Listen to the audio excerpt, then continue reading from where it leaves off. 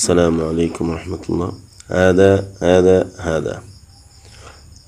بل فعله كبيرهم هذا اذهب بكتابي هذا أكرمت زيدا هذا তিনটা বাক্যত হাজার শব্দ ব্যবহার হয়েছে কিন্তু কোনটা কোন ইআরাব হবে কোনটা কোন হালতের মধ্যে পড়ছে তাহলে আমরা দেখি কাবীরুহুম এটা পড়ছে হালতে রফাত আর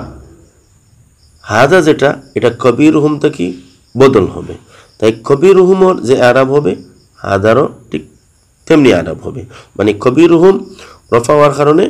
কবীর রফা হওয়ার কারণে হাদা কি হবে রফা হবে তাই বাল ফাআলাহু কাবীরুহুম হাদা এই হাদা এটা মবনি যেই জন্য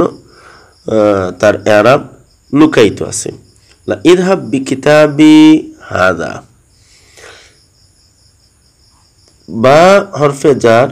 কিতাব মজরুর তাই কিতাবের মধ্যে যে ইআরাব হবে হাদার মধ্যে একই ইআরাব হবে কারণ কিতাবি হাদা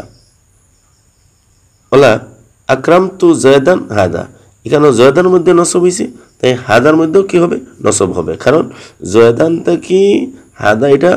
বদল ওয়াক্য হইছে তাই যায়দান যেহেতু মনসুব হইছে তাই হাদা কি হবে মনসুব হবে তাই আকরামতু যায়দান হাদা আসসালামু আলাইকুম